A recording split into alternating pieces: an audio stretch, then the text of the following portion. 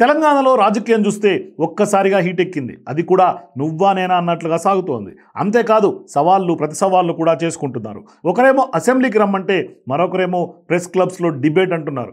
ఈ విధంగా బీఆర్ఎస్ కాంగ్రెస్ల మధ్య భీకర రాజకీయ సమరం సాగుతోంది.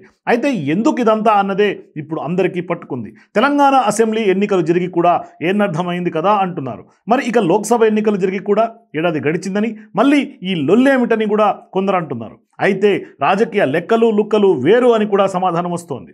ఎన్నిక ఒకటైపోతే మరో ఎన్నిక బాకీ ఉంటోంది.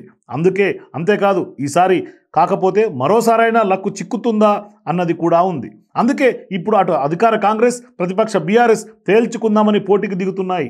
ఈ సెప్టెంబర్ నెలకల్లా తెలంగాణలో స్థానిక సంస్థల ఎన్నికలు పెట్టాలని కోర్టు తీర్పు ఇచ్చినటువంటి నేపథ్యంలో రేపో మాపో స్థానిక ఎన్నికల నగారం మోగబోతుందని కూడా గులాబీ పార్టీ గంపెడాశలు పెట్టుకుంటోంది.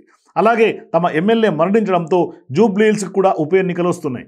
దాంతో ఈ ఎన్నికల్లోనూ గెలిచి సత్తా చాటాలని బీఆర్ఎస్ చూస్తుంటే ఆ పార్టీ నుంచి సీటు గుంజుకొని తమ బలం పెంచుకోవాలని చూస్తోంది అధికార పార్టీ కాంగ్రెస్. ఇలా ఎవరి వ్యూహాలు వారికి ఉన్నాయి. ఇక లోకల్ బాడీస్ ఎన్నికలు పెడితే పెద్ద ఎత్తున సీట్లు ఓట్లు తెచ్చుకొని 2028లో అధికారం తమదే అని చాటాలనే లక్ష్యంతో కూడా బీఆర్ఎస్ ఉందని అంటున్నారు. ఇక బీఆర్ఎస్లో చూస్తే గనక అసెంబ్లీ ఎన్నికల్లో ఓటమి పాలైంది. పార్లమెంట్ ఎన్నికల్లో బోనీ కొట్టలేక చితికలబడింది.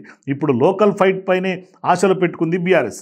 మరి బీఆర్ఎస్లో కవిత రూపంలో ఎదురవుతున్న సవాళ్లకు జవాబు చెప్పాలన్నా లేక బీజేపీ ఎదగకుండా కళ్ళెం వేయాలన్నా సొంత పార్టీలో నిరాశను పారద్రోలాలన్నా స్థానిక సంస్థల ఎన్నికల్లో గెలుపు కూడా ముఖ్యమేనని బీఆర్ఎస్ భావిస్తోంది.